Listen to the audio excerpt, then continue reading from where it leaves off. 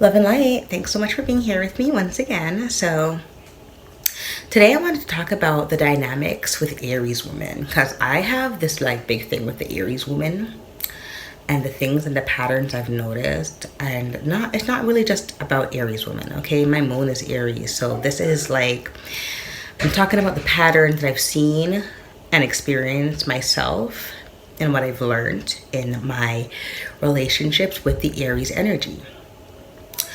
So the energy of the Aries woman. So we are bold, okay? And I say we because my moon is Aries and I am bold, okay? We're bold, we're fiery, you know. We are kind of aggressive, could kind of be aggressive, okay? So my grandmother's an Aries, my mother's an Aries, and for some strange reason, all the women that I've been friends with, most of like 99% of them are Aries, okay?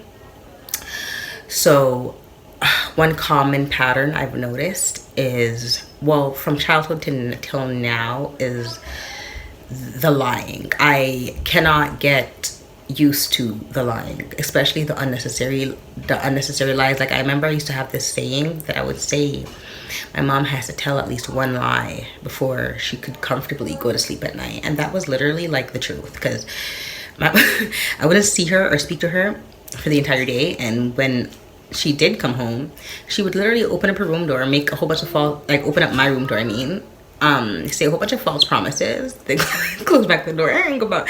But at that point, being a teenager, I think I was like 14 at the time, this is when I ran away from my dad's house, I already knew that my mom said stuff that it was all lies. Like I already knew. That's why I had that motto. She had to tell at least one lie a day, right? And okay, so if you're seeing that energy in the Aries, right? And then it's that kind of like, so my grandmother is the first lady of the church, right? So her whole motto is like she's not a liar, right? Which obviously is not the truth. But that's her motto. It's, I'm not a liar, but don't question me or else type vibe, right? So she leads with aggression. I think the thing that I've noticed a lot about Aries women is most of the time they do lead it with aggression. I think it's also depending on their sun, because I'm not going to say that all these women acted the same, but I will say that in my life, because of the kind of people I've been attracting, because of the dynamics I've grown up in, I always seem to attract unavailable women or people who are unavailable, right? Like my grandmother wasn't available for my love because, as she said, I wasn't her kid, right? And then that moved on to my mom.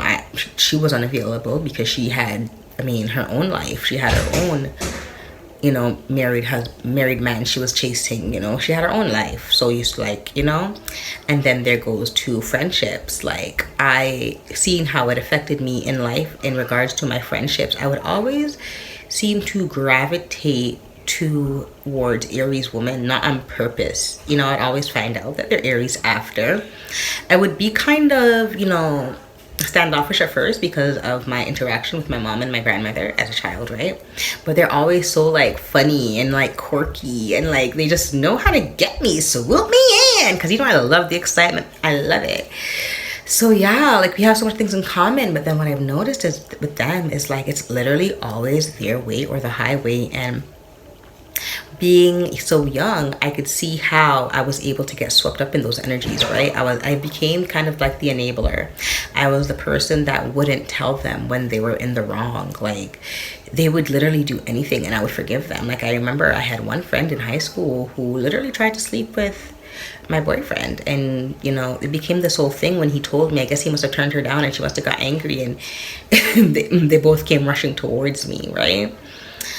And both of them, it's not like any of them meant anything anyways, because I was a kid. We didn't even really know anything about anything, but it was just the thought that, wow, you'd really do that behind my back. Interesting, very interesting. And then, going up into years, becoming friends, I was really close with this one character.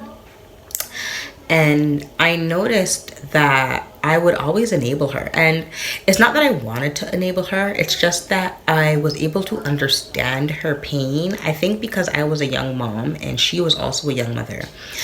older than me, but still a young mother. Like, she was a young mother. Like, I was must have 16 and she was 17 or 18, right? She was like 18 or turning 18.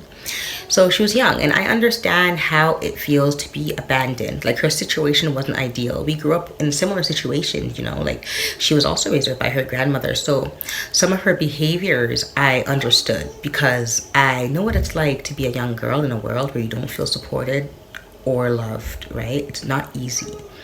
So for me, it's like I always try to sympathize with people and meet them where they're at. You know, I didn't think she had the capacity to love or accept me as her friend, so I would try to be there for her, you know?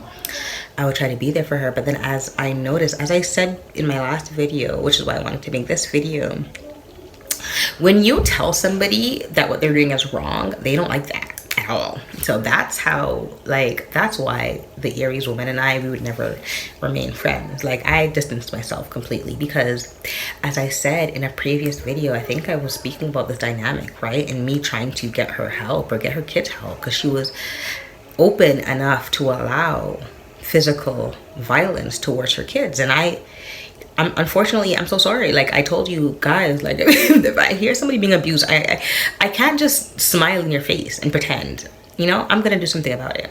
That's just me. Like, I'm not gonna pretend to be a friend and be like, yeah, let's do something to kids. I'm not doing it. So, you know, and that put a real ripple on our friendship, because it seems like she's held a grudge for years over the fact that I tried to protect her kids. But I tried to protect them because I seen that she wasn't protecting them, right? It's like the moment you would go against them, and then that became a really torturous friendship for me, because she spread it. And we were adults at this time, right? When all of this was taking place, I was, I think I was about 22, 23, 22. Yep.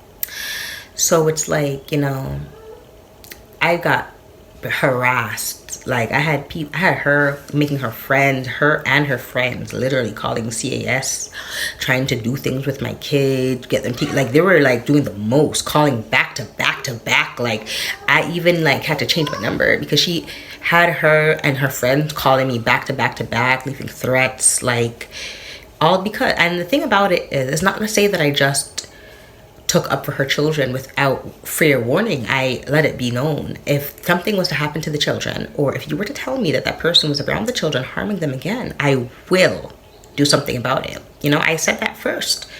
I mean, it's not my fault if you didn't listen. I said I was going to, and like, this is my thing. I'm telling you all who I am. I'm telling you who I am. I am a truth teller. If I see you doing something and I do not like it, I am never the friend that is going to enable you. It's not going to happen. Like, I feel like for years I let it happen because especially with her, because I felt guilty, you know, even how she handled the situation after I tried to get her child help, you know, and that escalated worse and worse and worse until I tried to step in to help so much times, because I was saying, like, man, I felt bad, you know. But I noticed that the more I would enable her, it's like the more she felt comfortable lying, and the more she would dig deeper into like some messed up stuff, and I just couldn't be a part of it anymore. You know, there's a time when, after I had my awakening and I started to dig deep into the meaning of everything, and I said to myself, I cannot keep enabling her while looking at myself the same. I can't do it. So I stopped, and then that led to me just blocking her, because one, I know who I am, and two, if you don't see who I am, then I don't need you in my energy anymore, right? If you're not gonna be a good friend towards me and I'm the only one being a friend, then there's no reason we need to speak at all. So I cut her off. I cut everybody off, right? Because the people that I noticed I was attracting were all the same. It was all the same energy. It's all the same. It's like, if I don't enable your disgusting behavior, you're upset. Literally. It's nobody who could take accountability. Nobody who would apologize for any of their wrongdoings. Nobody that would ever see anything wrong with anything they did to begin with, right? It was always like blaming other people, or I did this because, but it's never like, man, you know what? Like, I was wrong in that situation, and I could see why you would react that way. Like, that was awful of me, and I should have never done that, right? Nobody's doing that. Nobody's doing any reflection at all. Like, I remember even after my awakening, I was talking to my father, and I was like, you know, there's so much different ways we can heal. We can go inside our vessels and see the things that we're running from. And he told me he's perfectly comfortable being who he was, and that I should stop trying to force healing onto people. Yeah, my dad said that he was comfortable being himself, which was a little devastating to me, because like when I first had the awakening, like the first thought in my mind was like, oh my gosh, like this is gonna change so much. Like my grandparents, we've all been going to church all this time. Like I didn't realize it was gonna be like as hard as it really is to wake people up. Like I didn't even realize. And then I heard people saying it, I'm like, nah, because I was thinking like it's common sense, right? Because even before I woke up, I was always like, I mean, like there's certain things are just obvious. Like even like the fact that we're all connected. Like I think that's just a simple, plain thing. Like even when the church was talking about Jesus, whatever they're saying, like I had my own beliefs, but I think my beliefs were just based on reality, right? Like it's I mean, like, it's pretty clear we're all connected and it's spiritual. So if you want to communicate with somebody, right, it doesn't matter who that person is, but we should all be able to communicate with that person or communicate with anybody, because if this is a spiritual world, right, what is the division in between each soul to speak, right? So we are creating the division. I don't know, like that was just common sense to me. It's just common sense. So I was like, I don't know.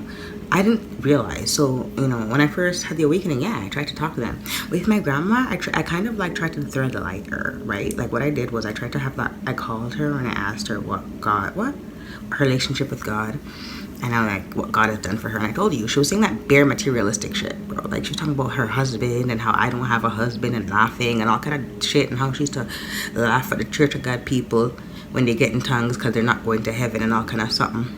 Those are literally shit she said about God, her and God. And I was like, what the hell? I'm like, what about your your actual relationship? Like, you know, like when you're praying, like your actual relationship, or like, do you have any gifts? Because I was thinking that maybe I got my spiritual gifts from her.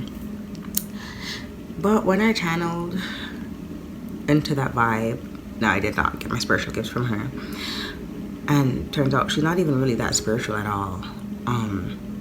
I think it's just the fact that she's a missionary in the church that she believes he's spiritual. But no, she's not spiritual at all. She doesn't have any like, I mean, like, I guess we're all spiritual, but I mean, like, she's not someone that I myself should have trusted for discernment or visions or anything, because she don't know what she's talking about. Guys, I remember one time we were in the church and this fellow came in.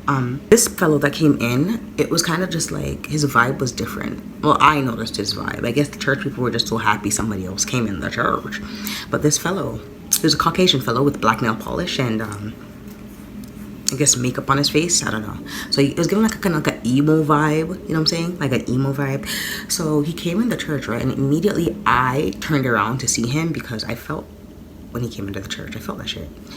And so I was like, Grandma, look at that fellow. And she's like, oh, Miss T, it's nothing. If something was off with him, my spirit would take it up. But my spirit take it up from the beginning. My spirit take it up. Cause I was like, like that was Beer Cross's energy. And when he left, the church got beer death threats, all kind of threats about our what did they know? Say something about our what?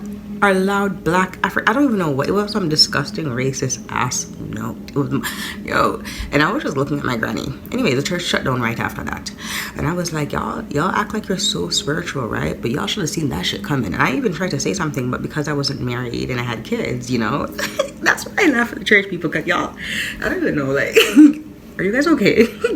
Because I was married and because I had kids and wasn't married, you guys couldn't trust discernment advice for me and let the man come over at the church and shut it down. You're a foolie. Oh God, no, I'm trying not to laugh, but like, Lord, I'm full bad. Yo, that's crazy. That's crazy, right? That's crazy. I'll never go to these people for discernment. They don't know shit. And all, but I'm trying to tell her, like, bro, she's like, yes, he loves us. Okay. Yeah, they're comfortable in their skin. Even like friendship wise, like even that one friend I was trying to talk about, that one character, the Aries female that I was trying to be close to, because to God, I love her kids like they're my own. love it. Like, if they were to say anything to me, I would drop anything and pick them up because they're my babies. I love them. I love all my little goddaughter with her. You know, it burned me to block the girl, but I had to block her because her mom's toxic. Like, the baby, anytime the baby need me at all, they can't always reach out to me. I would never, ever, I would never tell the baby no. Never. I would never. Anything the baby need, and she come on, she reach out to me. All our sister I have on Facebook right now, anything they need, they can ask me. I would never say no because we might not be, blood related, but I don't even believe in the blood thing, to be honest. Like, even like, especially how I do like my research and shit, like, we're all connected, right? Them being blood related to me means nothing at all. It means nothing at all. Like, I would literally do anything, right? So yeah, I love her kids, and you know, that's why it took so long. But she was very comfortable in her own skin. Like, even when I was trying to tell her, like, honey, I done woke up, I have gifts. If you want to communicate with your parents, honey, I'm the one. Because, honey, my gifts go those ways, I can tell you. And I'm extremely accurate because I've never met people's parents or whoever, and when I channel them, it's always on point. So I'm like, honey, I'm the one. And she's like, so no, I need a real medium. Okay, well, find one. Pay some money, because honey, food bad. That's why these people get scammed, because they're stupid. But like, you know, I don't want to force my gift on anybody, right? Which is why I just tech with myself. Cause that's when I tech with myself, because I'm not gonna prove anything to you. Like, if I'm your friend and you trust me, then goddamn trust me, and if you don't, then you don't, and if you don't, then we don't need to be friends, because I haven't done not 1% of the things that person has done to me to them. Yeah, you know, it was always them trying to be on the defense about me. The jealousy was severe. Like, I didn't even know what she was jealous of. She just had this jealousy mindset in her that was just absurd. Like, she would just randomly bring shit up, like, oh, you think I'm jealous of your boyfriend? What the hell? Why the hell would you be jealous of him? I didn't even think that nigga was anything to be jealous of. He didn't even look good. Like, what are you talking about? Like, I'm not even a person that will say, like, oh, I want Hercules or some shit. Like, I'll literally date anything. Man looks like a toad, and I was dating a goddamn toad, and she seen that I was dating a toad, and she was still mad at the fact that I was dating a toad. No matter what you do, these people are going to be mad, okay? It doesn't matter. Oh, if you start dating the hunchback of goddamn Notre Dame, they're going to be like, oh, her and her goddamn hunchback. You're going to be mad. They're going to be mad at anything, okay? Anything. So, just, you know, that's why I just block them and move on. I don't want friends who are going to be jealous of everything, right? Any and every little thing they're jealous of. I don't want friends like that. Because the other Aries girl had that same mentality, which is why she tried to sleep with that dude behind my back, right? It's the same thing. I was attracting the same vibe. Ooh, and my mom. Yo, okay, guys, this is going to sound a little bit crazy, but hear this storyline for a second, okay? Because this is real life, true. And I'm pretty sure if I go out of... Let me not say anything just in case I need to get the evidence. Okay, because I don't want them to delete the evidence. But do you know that this is an Aries woman we're talking about now, okay? So remember the stories I told you about the other two Aries girls. Okay, now we're going to go into my mother and my sister, okay? Oh, yes. Okay, so my sister came to Canada when I was 19 and she brought her boyfriend. Tell me how, right? When my sister went back to Jamaica, my mom made an entire story up about how she was engaged to a guy with the same exact name that my sister was engaged to. Yes. She bought herself an engagement ring, posted up on her Facebook, and was telling everybody that she was engaged to this guy with the same name my sister's man had, okay? My sister, well, anyways, long story short, the two of them broke up right after that. I don't know. But, and then my sister, when she came back to Canada, what I noticed about her is she never brought a next one of her men in the house. Never. Even around me, which is strange, because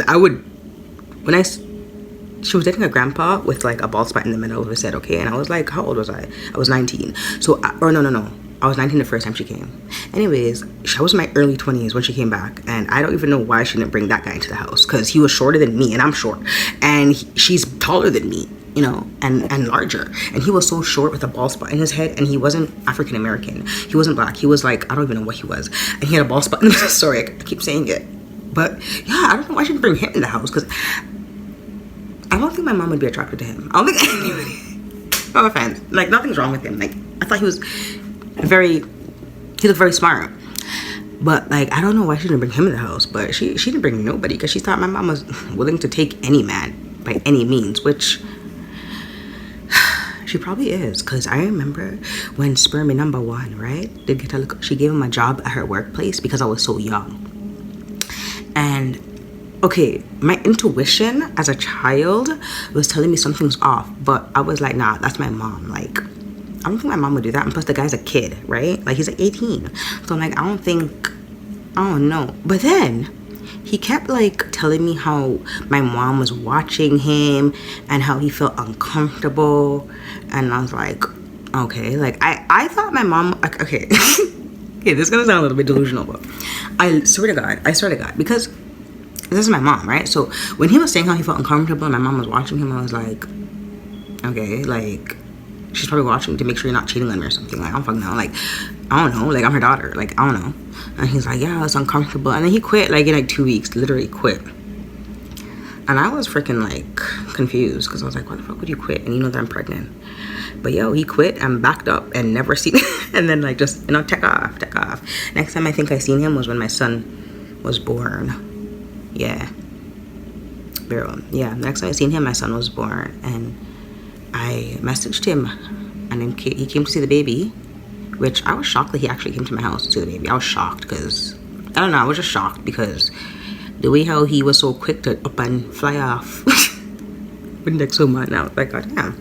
But he came to see the baby, and then after he came, that's when the rumor started. But oh, everybody's saying about how the first thing you did when he came out the hospital was take off and run to his house to show him the baby. First of all, even if I did that, there's nothing wrong with that because it's his goddamn kid. But I didn't. He came to my house because I was goddamn 15, I think, at the time, because this was before I turned 60. Well, because like my son's born in the 4th and I'm the 13th, right? So I'm pretty sure I was still 15 at this time. But yeah, it was just a whole bunch of crabbles and it was just a whole bunch of mix-up. A whole bunch of mix-up. These people, they're comfortable with who they are. They're not gonna change. All right, they're comfortable. They're not gonna change. My mom's not gonna change. Like, especially how I blocked her for so long. And I'm like, bro, like, maybe she regrets it now. Because I know that if I was in her shoes, I would regret it now. Like, I would be thinking like, damn, like I really fucked up. Like my kids loved me and I treated them like shit and now they don't want to be around me. But so I was trying to see her in her energy if she has felt sorry yet. But yo, these people don't feel sorry for nothing. Like they comfort themselves in their demons. You know what I'm saying? Like they get comfortable with them and then they sit in them and then they don't want to come out of the demonic energy. That's just them. That's just who they are. It seems to be like their natural essence. Like that's who they're comfortable being. So that's who they choose to be. You know, because even the fact that my father said he's comfortable being evil and wicked, or he didn't say evil and wicked, but I mean, I'm interpreting it as evil and wicked because I don't see any good qualities in him. But even the fact that, yeah, I don't see any good qualities in him at all. Because I remember even when I was bringing all of this, what I'm saying to you right now, up to him on the phone, I said, you know, you've never shown me that you were a father. And his words were, I cooked for you. What the fuck are you talking about, bro? Like, if you cook, you're a dad. So, and he didn't even cook for me. My grandma cooked for me because she raised me. When I moved into his house, yes, he did cook for me. Cooked for me, what, 2 years before I ran off, or a year and a half before I ran off? The hell I hope that's not what he was counting, because you. Anyways, as I was saying, I would definitely hope not, because being a father and doing what you're supposed to be doing should not be something that you get praised for, right? It should just be something that you do. But anyways, guys, thank you so much for watching, and we'll talk another time. Oh my God.